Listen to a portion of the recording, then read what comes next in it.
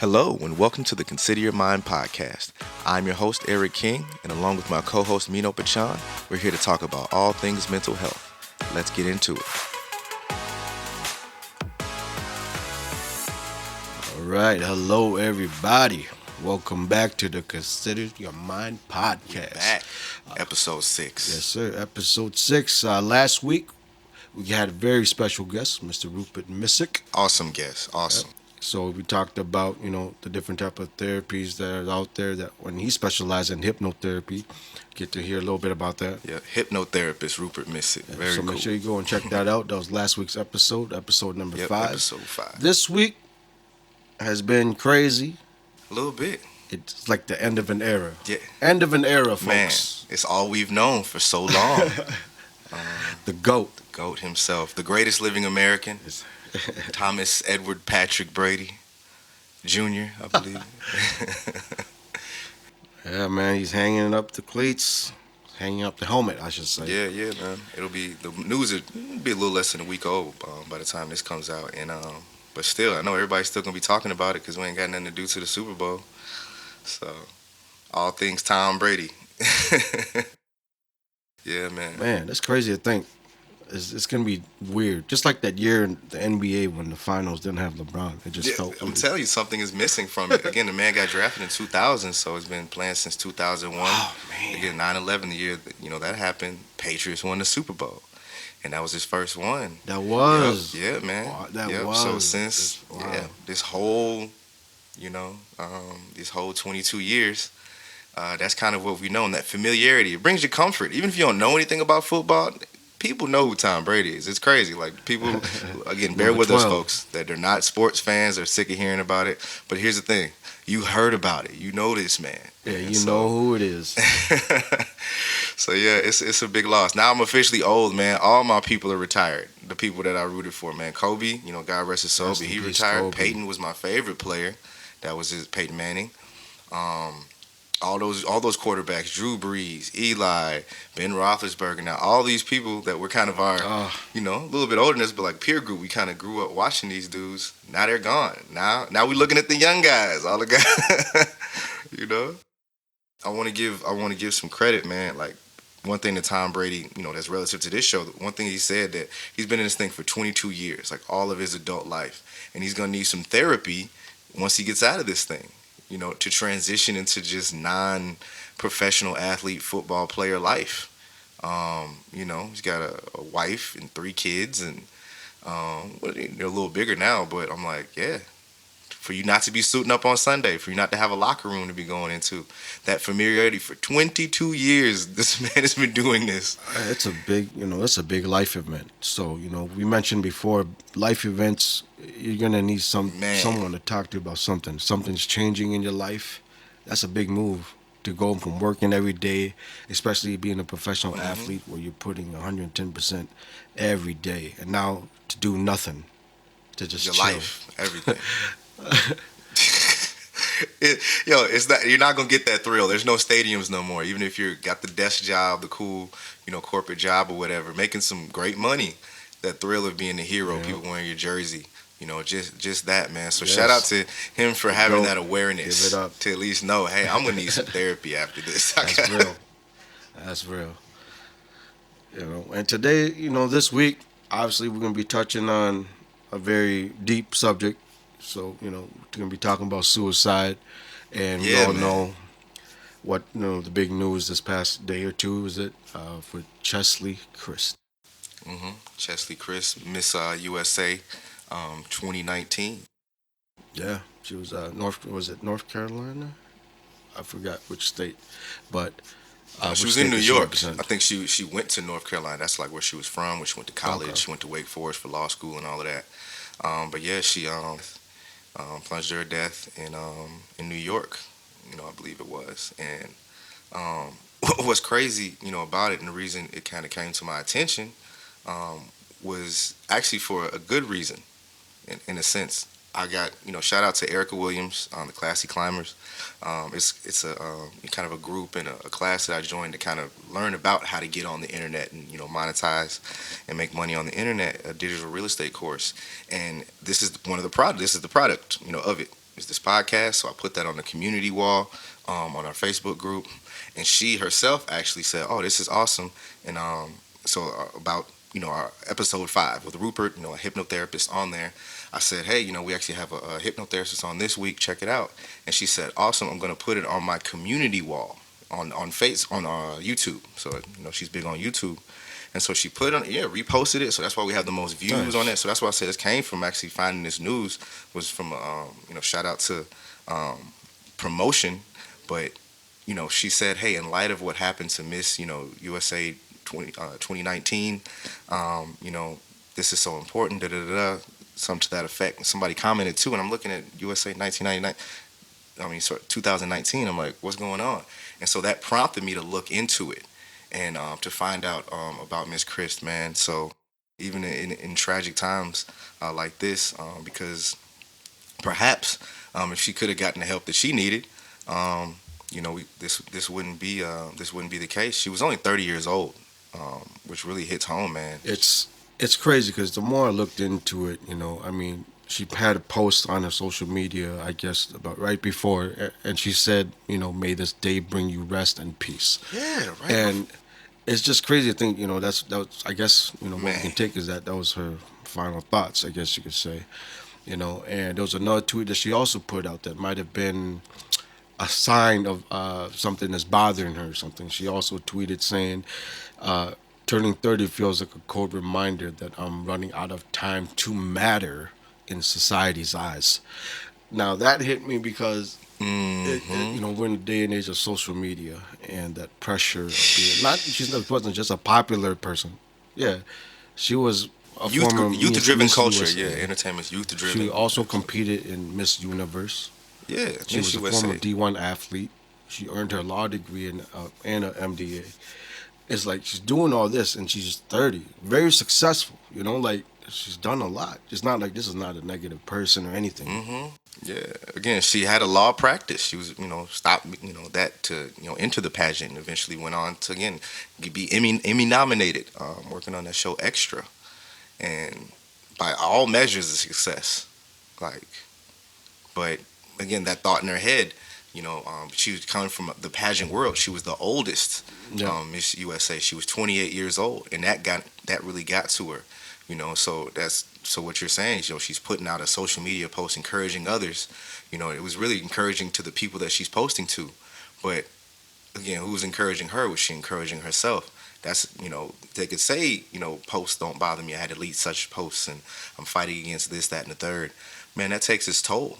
On a lot of people. And what really hit me, man, honestly, was she wrote this article in allure.com, but she wrote an article, just last year, a little over a year ago, and talking about that, turning 30, and what that means in the pageant world and all this stuff. And a section of it that she just really hit home to me, because this is me right here. Reading it real quick, it says, I remember being enamored by 20 under 20 and 30 under 30 lists that tied achievement to youth and called it success. Lists like that are surely intended to recognize the rarity of accomplishing outstanding feats at a young age, but they had an unfortunate side effect on some young people who felt encouraged to hoard accomplishments as fast as possible in order to measure up to our peers. I was like, yo, that hit me, man. Because I always look at those lists, too. 30 for 30 lists, 30 under 30, 20 under 20. People are, It's like a competition. When I look at biographies and histories of people, I'm always looking at their age. What age did they accomplish this by? What age did they accomplish that by? And I think, like she said, it's meant to, highlight people who've done extraordinary things, not for that to now be the norm and something that we should want to desire out of nowhere just because they did at this age. Now that we have to do it at that age, or it doesn't count or something. That again, that's a slippery slope and it's dangerous. And it's like I said, it hit home to me, man, because I think I've fallen into that myself. It's like competition, endless competition, which is good. You push each other to be the best, but when is it too much? To the point where it affects you, like I'm sure everyone that has participated in some type of competition gets that that urge to be like, I got go 110%. The next person, I gotta be better than the next person.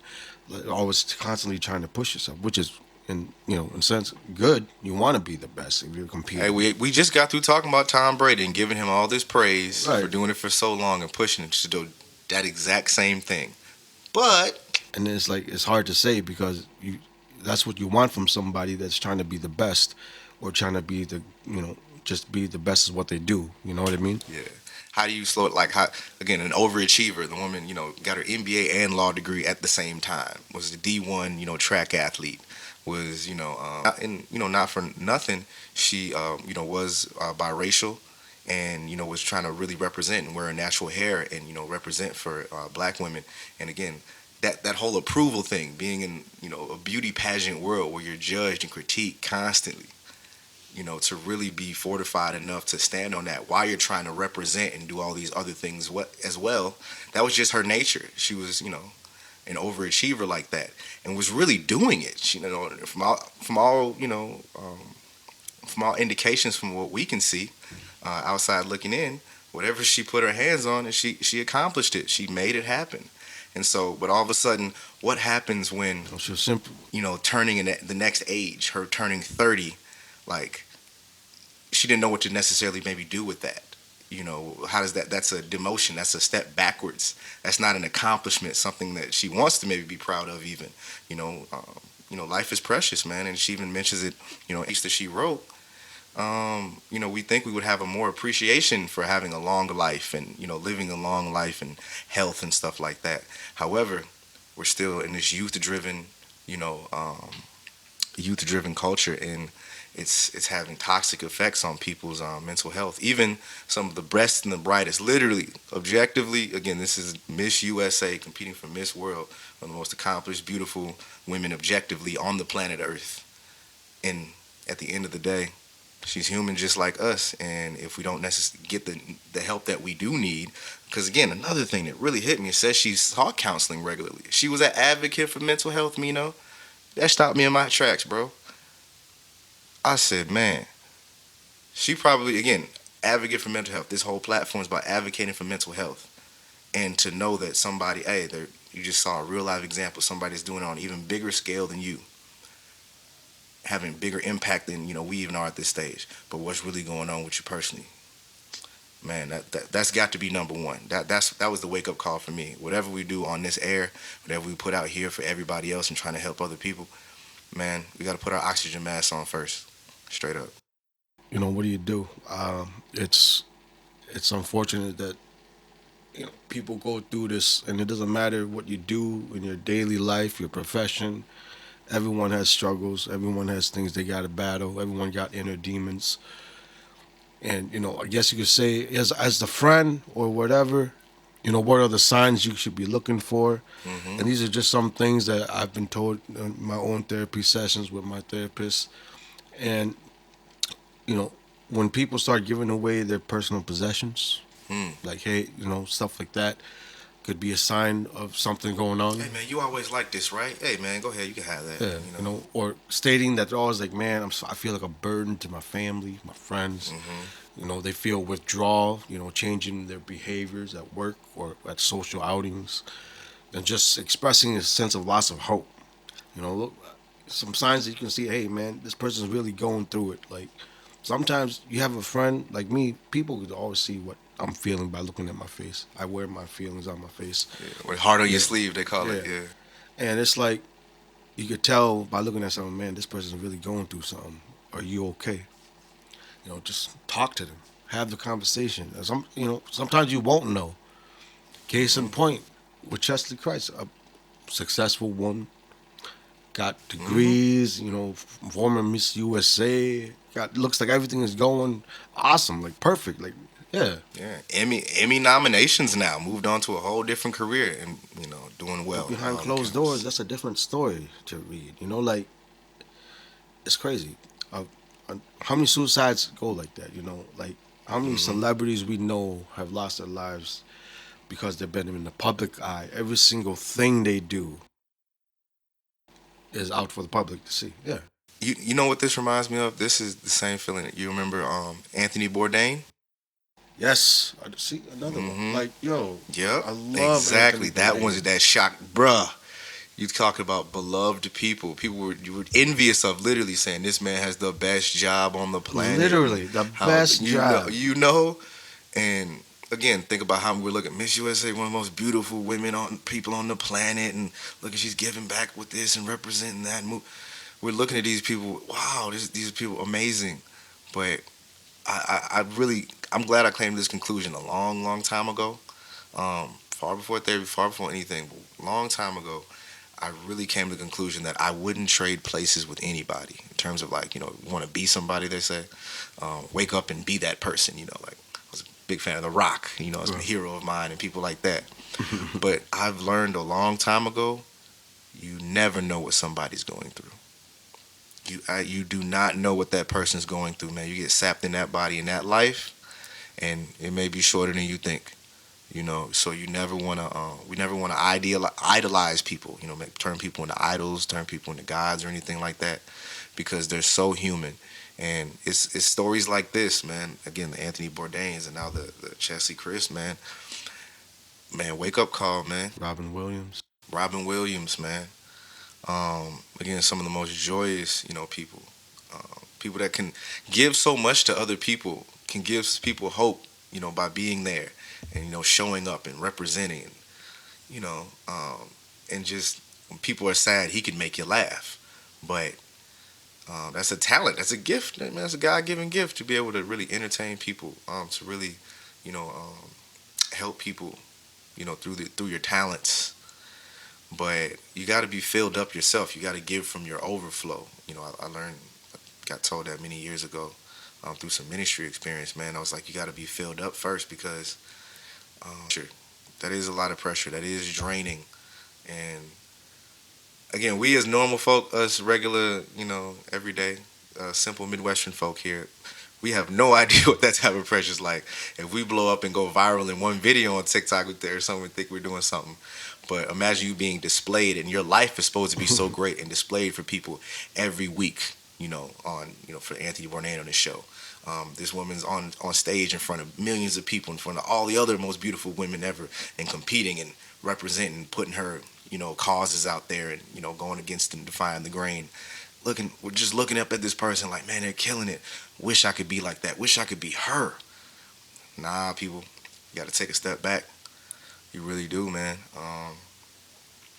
Because again, the theme of it, man, that's the theme of that show, man. You never know what somebody's going through. Just be you. You never know, man.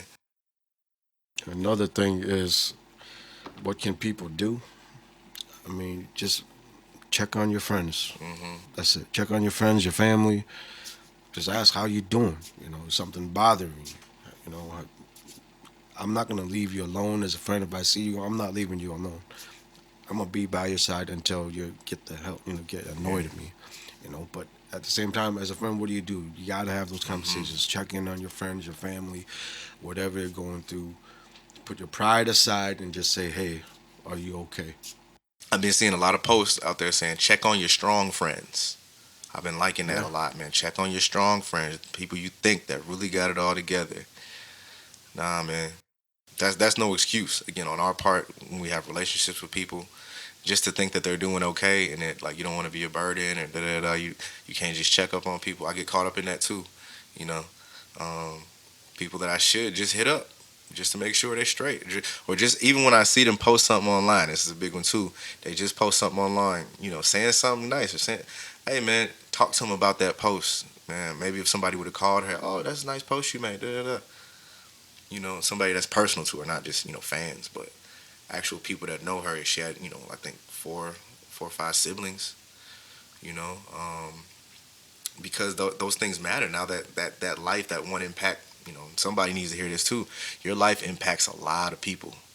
You know, she had a mom, she has dad, several siblings and things like that. And it's so unfortunate because being 30 years old, being so young, man, she could still have a family, a perfectly normal, could have a couple kids if she want. And she's a beautiful woman, very successful. Like it's not like it would be that in our minds. Again, no judging. It's not impossible for you to have even that part of it, to be successful in the family area, just as you were in the career or pageant world and law world, and now in the media world. Yeah, man, you can have that too. But again, going back to what she was writing in that Allure magazine, man, a pageant queen reflecting on turning 30, that meant something more to her. Like it couldn't be done, I guess. You know, that's the narrative she was telling herself. When we spoke with, again, the hypnotherapist last episode, Rupert Missick, and I said the importance of what's the story you're telling yourself? What's the narrative about your situation? Is this something that you're going through? You're just going through it right now, so there's an end to it. There's another side to it. Or are you saying this is over? There's nothing you can do. This is it. Is there a finality to it?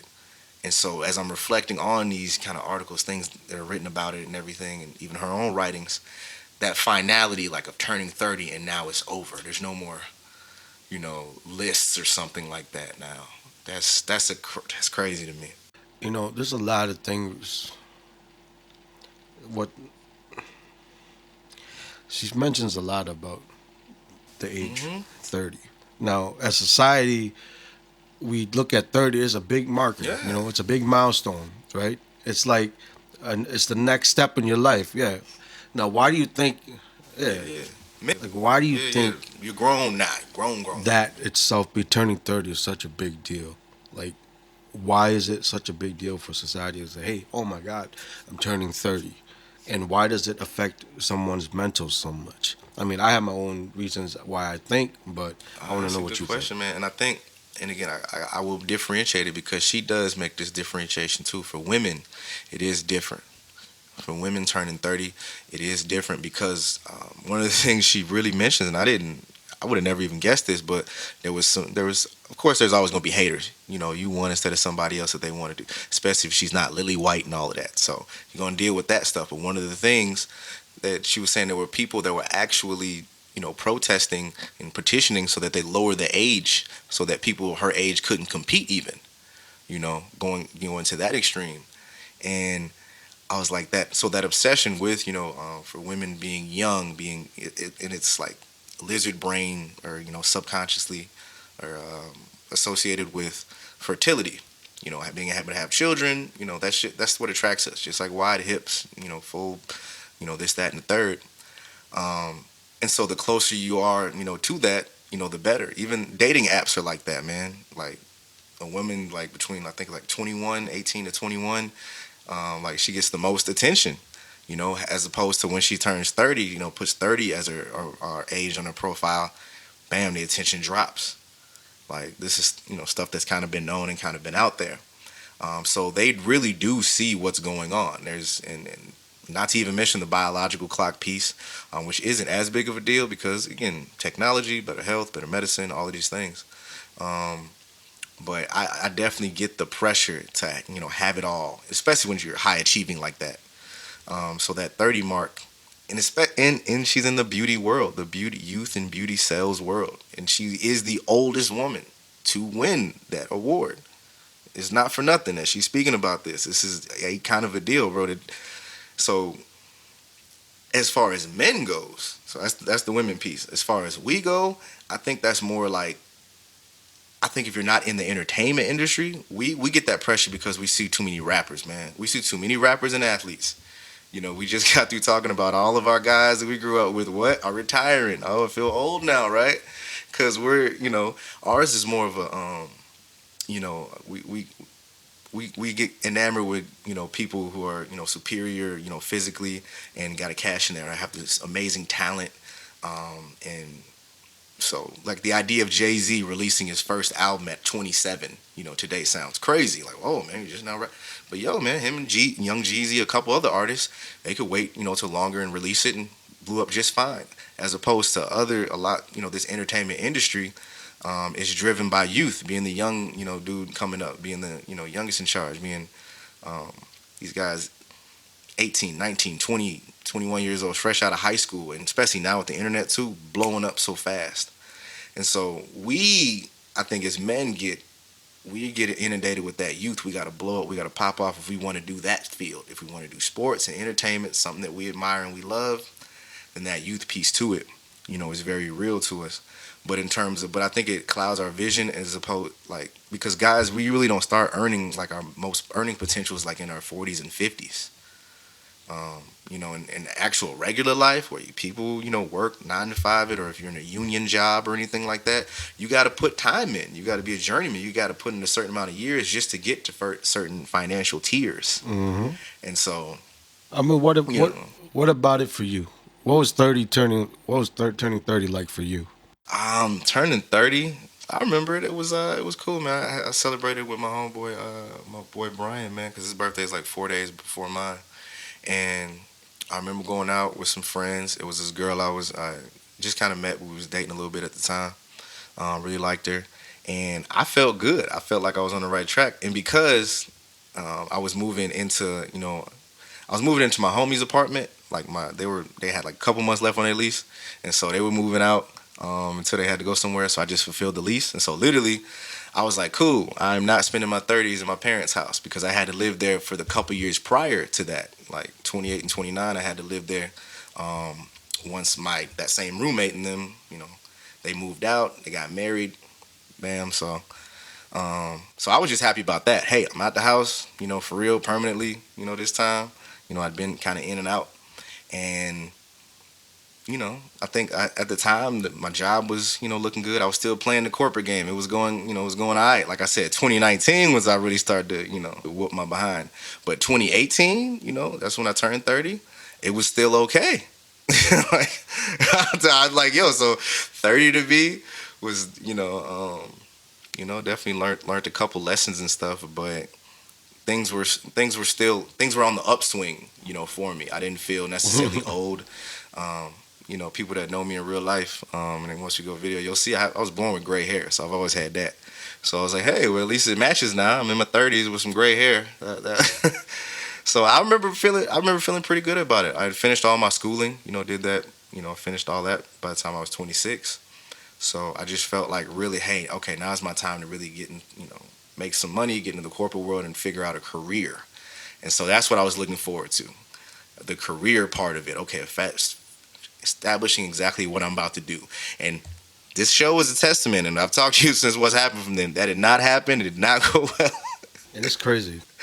Yeah, so. Yeah, I mean, just to think about it, just all of this, the pressure from society, being in the public eye and everything like that, it it can take a toll.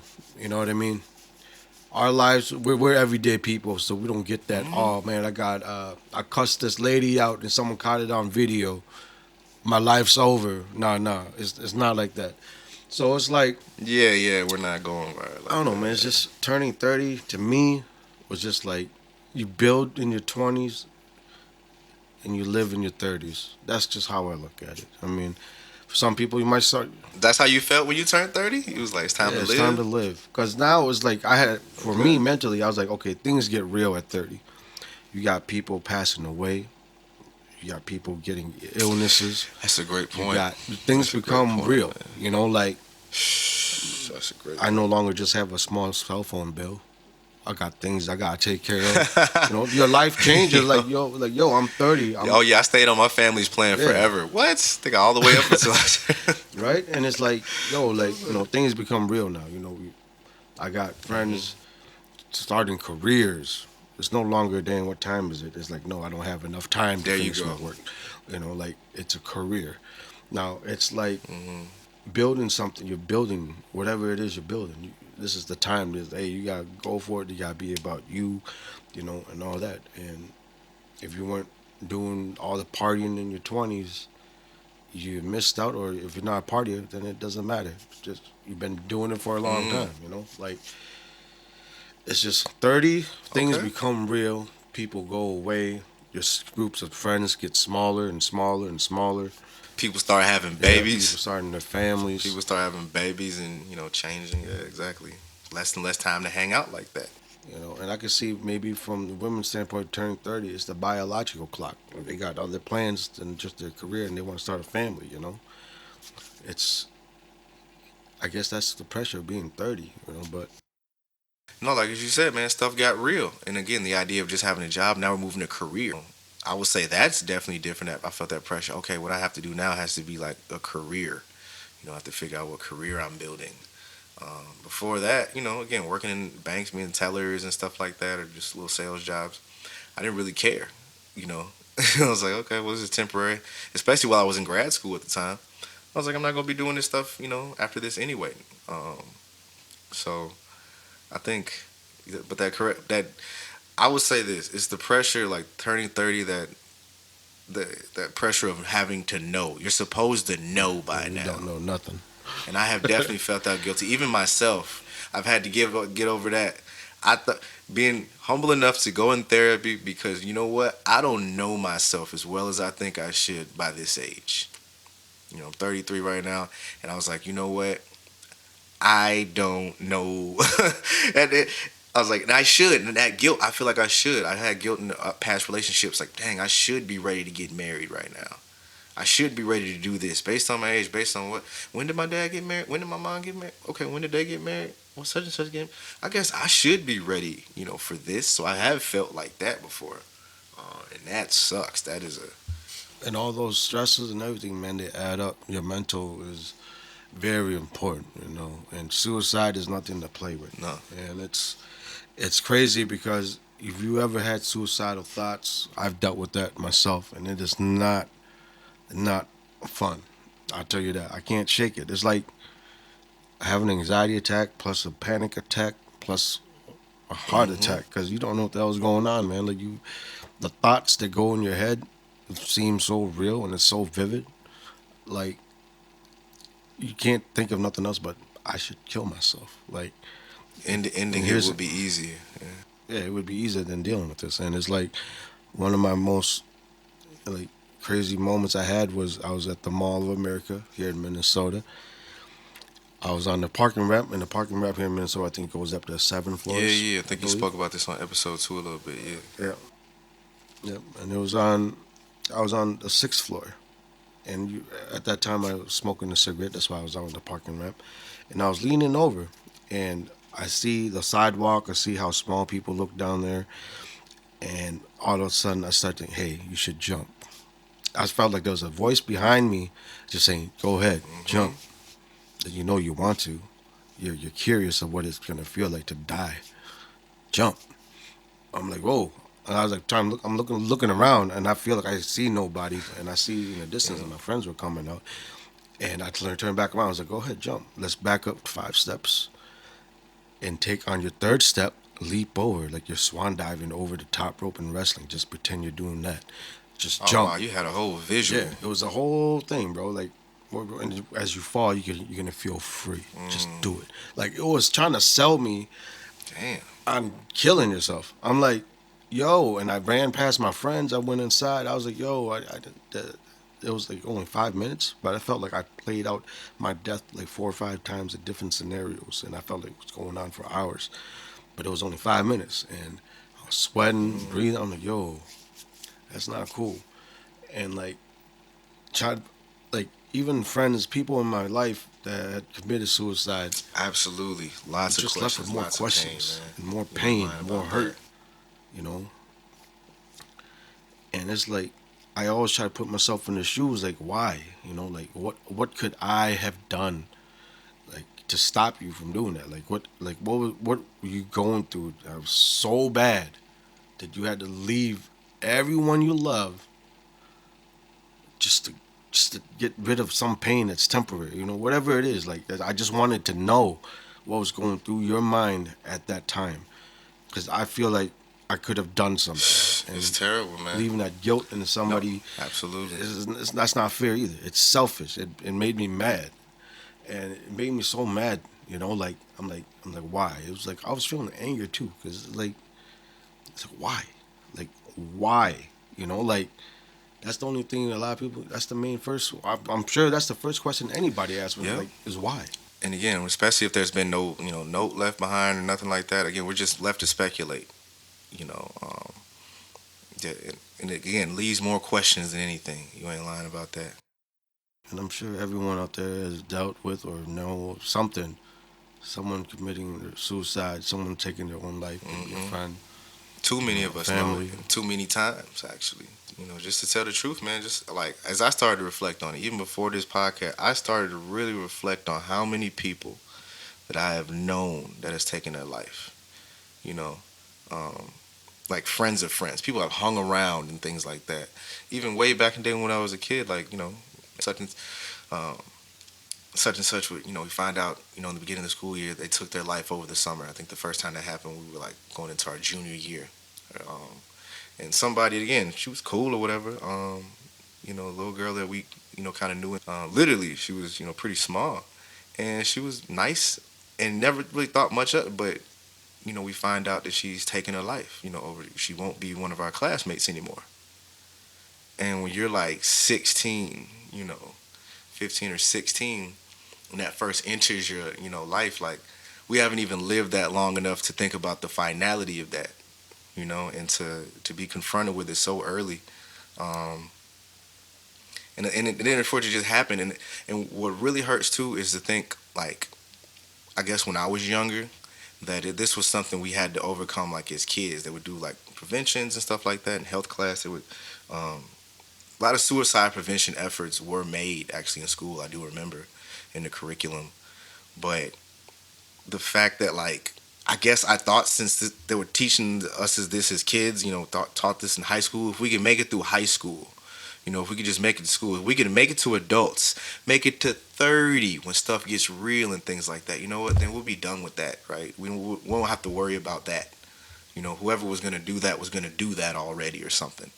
And I think I just remember thinking that when I was younger, like okay, there's gonna be a day, when the people I know, the people around, as we become grown, as we get more attachments, have kids, get married, have more, things going on in our lives, then we won't have to, air quotes, worry about, someone doing that stuff they told us not to do as teenagers.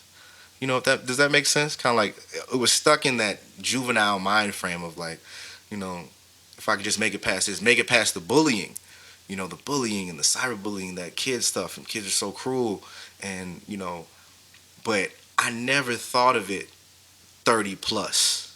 You feel what I'm saying? To hear about grown people now, to hear about um, like there'll be, I don't know how to exactly express it, but like to have to worry about that close to me. Like it would be something celebrity. It would be something big time celebrity does this or does that and we would hear about overdoses. Rest in peace to people like Mac Miller and stuff like that. That you know was it suicide? Not really. It was just they was getting too high, or got a bad dose, or got something, and that's how they died. They died tragically. R.I.P. to Juice World, stuff like that, or like violently. But one of the things that I'm learning, I was like, nah, man. As you get older, as you get more pressure, and you get the family, and you get people looking at you, and there's more weight on you, and we've put this image out here too to be perfect, to broadcast to the world. You know what? Nah, man. It ain't what I thought it would be, man. It actually can probably put you in more danger. And I think one of the better illustrations is Kevin Gates, the rapper Kevin Gates. If y'all don't know him, he's actually a big time rapper. Multi-platinum artist. People really love him. Has a real unique, out there kind of guy, man. Very original dude. But he admitted on the Big Facts podcast. Shout out to Big Facts. That December 10th through like 12th or whatever of 2020, he was going to take his own life. So again, he was talking about this on the 1 year anniversary of it just a month or two ago. But he literally was deactivating his Instagram account. Had took his daughter on a birthday trip to Cabo. Had done real nice stuff for his family. But hey, deactivated his thing. Wrote a letter. Actually, really wrote a letter detailing all this stuff. Why he's doing what he's doing. Had it all planned out for real. And then really, like you said, he like I kind of know that personality type. Like he ain't gonna tweet about it, cries for help or nothing like. He's like, if I say I'm gonna do this, I'm gonna just do it. And so he went to the gym, worked out, and put all his jewelry on. He says, and was walking out the gym.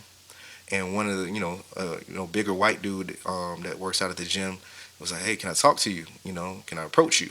You know, being polite, being he's a celebrity. And he said, yeah, cool. And so he starts talking to him. He's like, hey, man, your music, that's the only thing that makes this crazy world make sense. And um, man, I'm so glad you're doing this. You know, you're helping a lot of people. You've helped me stop me from committing suicide a couple times. This man is telling him that.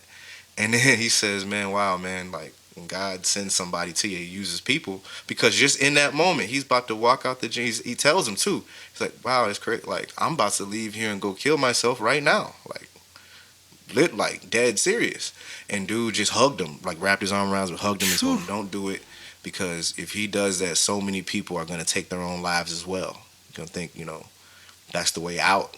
Heavy, man. I'm telling you. So that's why this happening on, you know, on top of me just finding that out, like again, randomly through a podcast I was listening to, finding that out, man, like, yo, you never know what people going through, y'all. That's heavy, man. Straight up. And especially and he was telling it from the perspective of he's a provider. Like, it wasn't because he wasn't doing bad in life. He was doing great.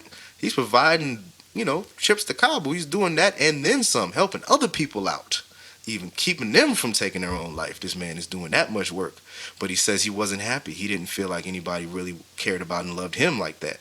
You know, they love what he could do for them, how he can make them feel. He's a great provider. That's even a virtue as a man.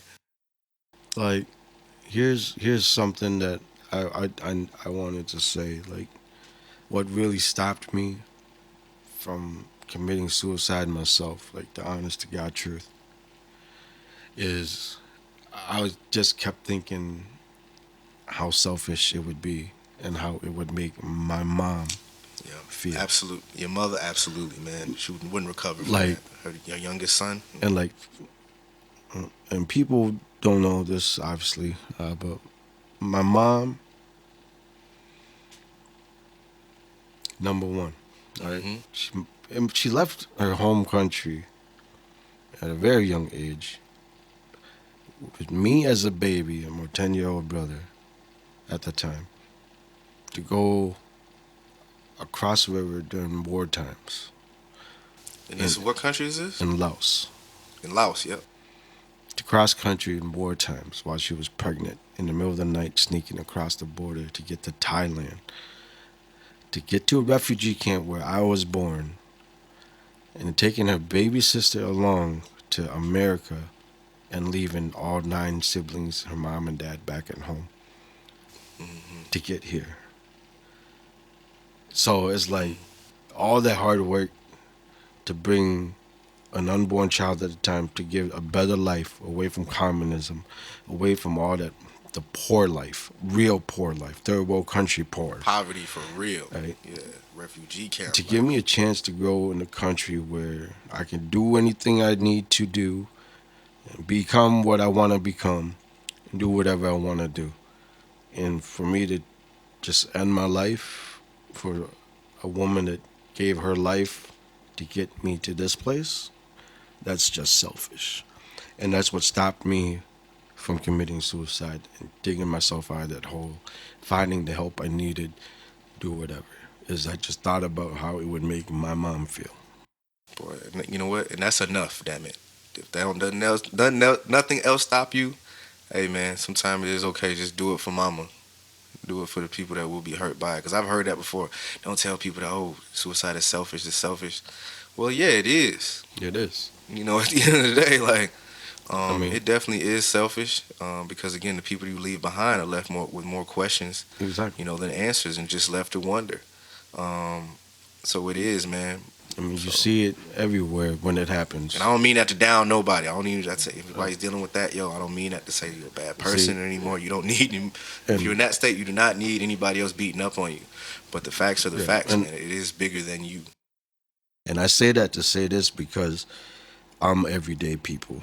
I'm not a celebrity. I'm not a famous person. I'm not in the public eye. Nothing like that. I'm everyday people like you. I work.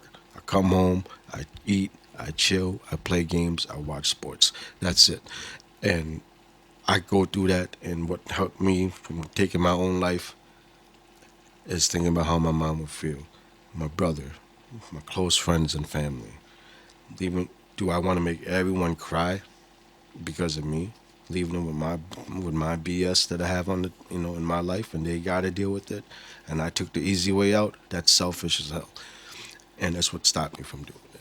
And then for those of you everyday people too, if you don't know what that's, think of how it's gonna make your loved one feel. Just think about that, and nothing else. Oh, yeah, man. No, that's the realest talk. That's my And shout advice. out to you for writing the article on the consideryourmind.com blog. Go check it out. His newest article talking about dealing with suicidal thoughts.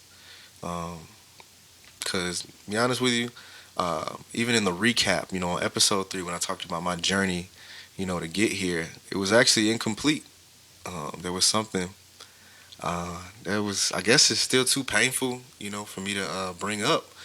But hey, man, it's just the way the world works. We had to have a whole episode on this in light of it, and in order to understand it, man, like y'all remember that movie Grown Ups? You remember that? Like the Grown Ups, Chris Rock and Adam Sandler, Kevin James, David Spade, like all these real funny dudes.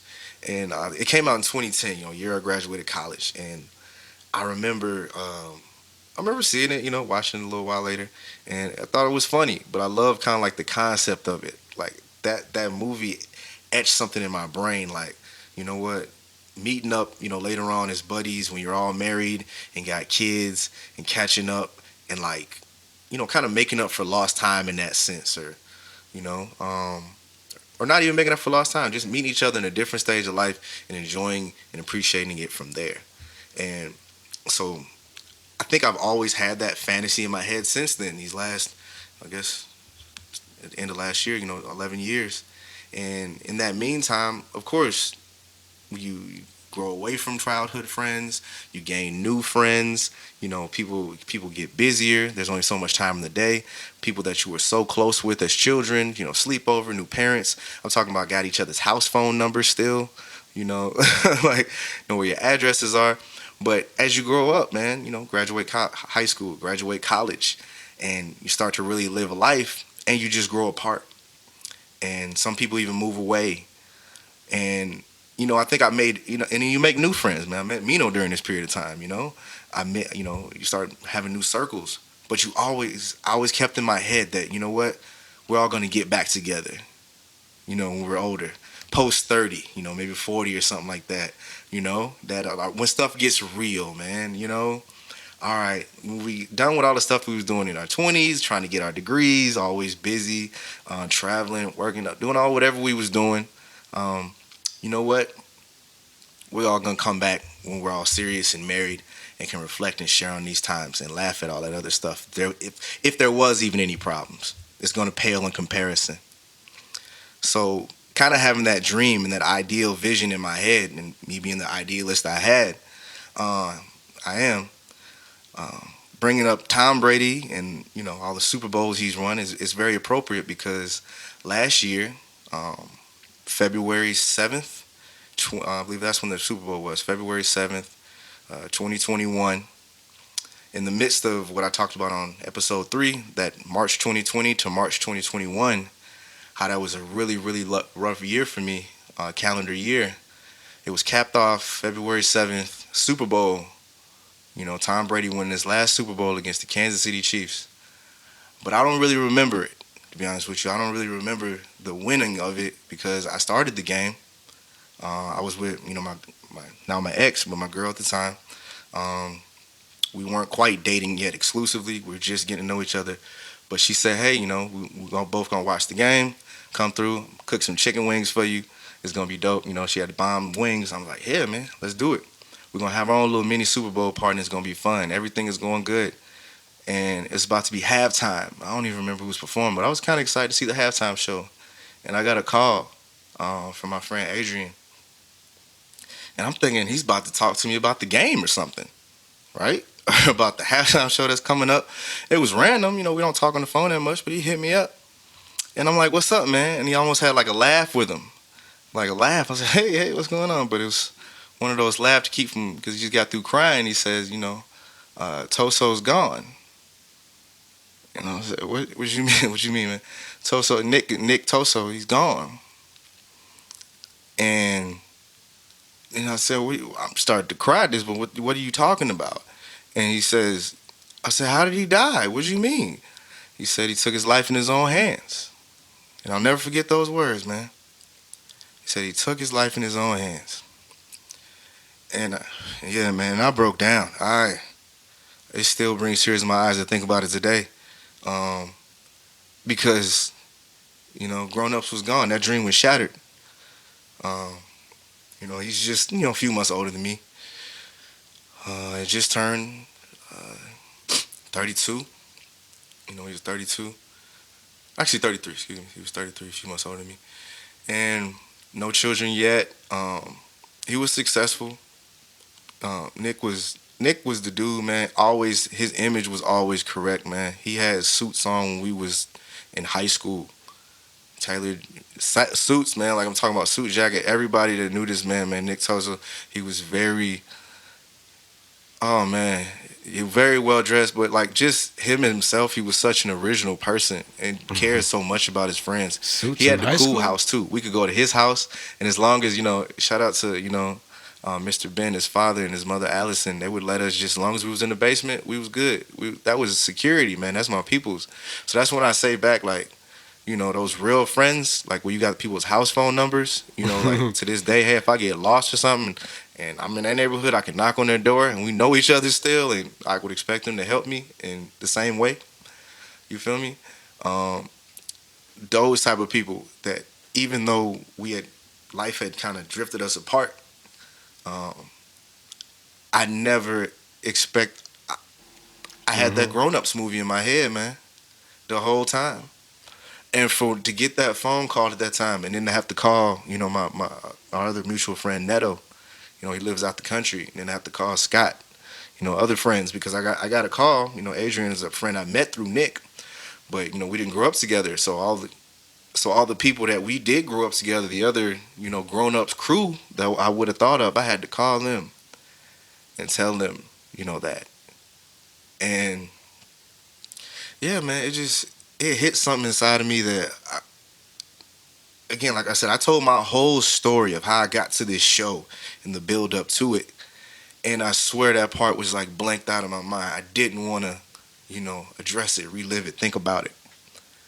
But, but, yeah, man. But if this show isn't to serve that purpose to prevent things like that, to prevent things like that from happening in the future to other people, then this is a disservice. If I can't express that and make that connection to how that has really brought me to this place to advocating for others' mental health and others' mental well being, then the story is incomplete. I can't do it without it, and as much as I would like to even try to block it out, because as rough as that time was, just learning it, I remember the day of his memorial because I'm here in St. Louis, so I'm not in Minnesota, and plus COVID anyway. Probably wouldn't have been good idea to attend, and I had to watch the memorial. They streamed it and see our other childhood friend Aaron speak on it, his brother speak, Luke, his cousin, like people that I knew for real, um, that loved him. That man, I was inconsolable, bro. I was that was another rough day. And shout out to another one of the good friends of mine, my exes that I came down here with. She was there for me at that time. So I did have people to comfort me and really be in my corner at that time, and I did appreciate it. But it it it burned a hole. It left a void, man. I felt like Morpheus, in the second Matrix movie. I haven't seen the newest one, but the second Matrix movie, when his ship is like taken down, the Nebuchadnezzar, when it's burned, he's watched his ship get destroyed, and Morpheus says, "I have dreamed a dream, but now that dream is gone from me." And I always remember that, like that quote. That's not even my favorite Matrix movie at all, but I remember when he said that, "I have dreamed a dream, and that dream is gone from me." It That's how it feels. It felt like on that dealing with lost podcast, episode 3. It's the loss of the dream. It's the loss of that person as well. But what that person was in your life, and yeah, it's gone. The best thing you can do when you go through that is continue to celebrate their life. That's all you can do. Yeah, man. Bring their name into the light and let it stay there. You remember the smiles. You remember all the good times. You remember those because those are memories that's not going anywhere. Nah, They never may be gonna. gone physically, but they always there with you. And again, people, suicide affects people Yeah. on another level. It's not just being sad that someone's gone. Mm-hmm. A part of them is gone forever. And it's like, this is the type of things that when you do go through it, this is what people go through for you. It's so And permanent, man. it's there forever. It's so final. And I've said this before to many people. Is like, if you're going through something, tell me your story. I'd rather hear your story than go to your funeral. So, Man, say that again, bro. it's real. I'd rather hear your story than go to your funeral. Absolutely. Nah, man. It's the realest of talk. Again, this isn't the most cheery, video.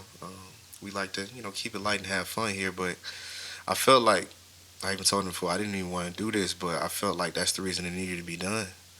Um, I'm not even sure. Like for me, it's hard to even say the word like suicide. I remember I was using the word self deletion. I like to soften the blow even a little bit because um, I have a different relationship to that word. Now because it's again we've heard of celebrities and other bigger people this has happened to, or even sometimes it's distant friend of a friend, somebody that you know, an acquaintance, a classmate, stuff like that. But when it hits you so close to home where it's like, yo, man, not only this person a part of my past, you know what I'm saying?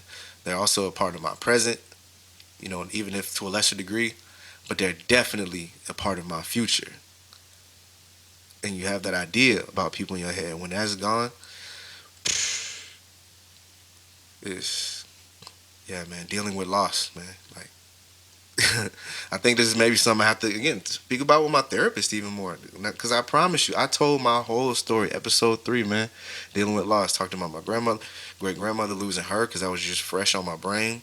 But about my whole journey, losing everything that I've lost, in these last couple years, the disappointments and all that stuff, the crazy things with COVID. And to be honest with you, it was after I got done. I was thinking, then I started to think about Nick and the story is incomplete without it because it's like I don't know like when you said hey man we should make a podcast out of this thing to talk, hey to get stuff out as guys and to really speak on it. I guess in a way this is I wish I'd have done this. Maybe this is my way of wishing I'd have done this while he was still here. Yeah, man. And guys, I know it gets heavy. We'll leave it there for the day, and we'll continue the conversation again as always. And remember, if you're going through suicide, you're going through things. Therapy is for everybody. I really recommend it. If you're going through struggles, a friend that's dealing with hard times, there's a National Suicide Prevention Lifeline you can call. We'll have that information in the description box as well. Just reach out, guys. Just reach Absolutely. out. That's all I ask. Just reach out. Check on your friends. Check on your good, happy friends that's smiling all the time. Just say, hey, you all right? You good? Let me know.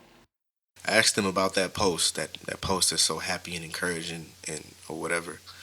If you get an inkling about it, man, for real, just do it. You know, we're just everyday people just like you guys. So remember, we're here. We're telling you our experiences. Hopefully, it reaches out to you guys that you can reach out to us too through Facebook, any of the social medias. We're here. Ask us questions. Just talk to us. Tell us your story. Let your voice be heard too. Absolutely, man. It's not all about us. Um, it's not all about us at all, man. We're here to be here for you all, and we really do hope that you utilize, the resources that we have available, you know, um, through this channel, through this program. Again, check the links in the description box if you're on YouTube. But also, if you please check our website, we're gonna have some things on there. ConsiderYourMind.com. Resources for this um, to help people deal with these about going through these situations in any type of way. As well, man, please check out Mino's blog. Um, Mino's blog on the ConsiderYourMind.com website. His experience dealing with suicidal thoughts. Um, and that's it, man. Again, we don't want to end on a somber note, man. Life is good. Life is precious, and every day is a blessing, man. For real, every day is a blessing. And as we highlighted, you know, those who have taken their own life, today, I want that to serve as as a motivation to us that are still here, breathing, living, and going through situations, man. I just encourage you, man. Just really believe that. Tell yourself that narrative that you're going through it. It's not final. So we encourage you with that, man. And you know what? I'm happy to be going through it with you because I'm going through it. You feel me? But there's a way out, for real. Remember, guys, last thing for me, just breathe, just live, smile through it, all right? Until next week, I'll see y'all. Peace.